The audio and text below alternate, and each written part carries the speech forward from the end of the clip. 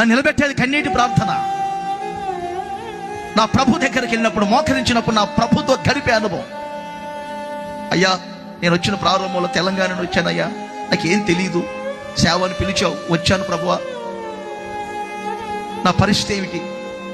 నాకెవరు సపోర్టు? నా పరిస్థితి ఏమిటి? సేవ పిలిచారు, సేవను వచ్చాను, మీరు ఇచ్చిన దర్శనం ప్రకారంగా చేసుకుంటున్నాను. అనవసరమైన నిందలు వచ్చిన రోజులు ఉన్నాయి, శ్రమలు వచ్చిన రోజులు ఉన్నాయి, తల దించుకునే పరిస్థితులు వచ్చిన రోజులు ఉన్నాయి. మంచి చేయబోతే, అర్థమైందా, దావీదు రోజుల్లో కొన్నిసార్లు మంచి అయిపోయారు. వాళ్ళ నాన్నగారు చనిపోయారు, కొడుకునికి వచ్చావు పరామర్శించినండు అని పంపించారు. మంచి చేయడానికి పంపిస్తే వాళ్ళు అపార్థం చేసుకునే రోజులు ఉన్నాయి. ఇలా సేవకులుగా అనేకమైన ఉంటాయి. ఒకటి మాత్రం చెప్తున్నా, నాకు ఒక కోణం ఉన్నది. నా ఆత్మీయ జీవితం చిగురించబడటానికి నాకు ఒక కోణం ఉన్నది. నన్ను నిలబెట్టడానికి ఒక కోణం ఉన్నది.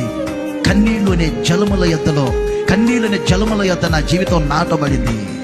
కన్నీళ్ళనే జలముల యొద్ద నా జీవితం నాటబడింది కనుకనే చలనము లేకుండా నా జీవితాన్ని ప్రభు నడిపిస్తూ ఉన్నారు.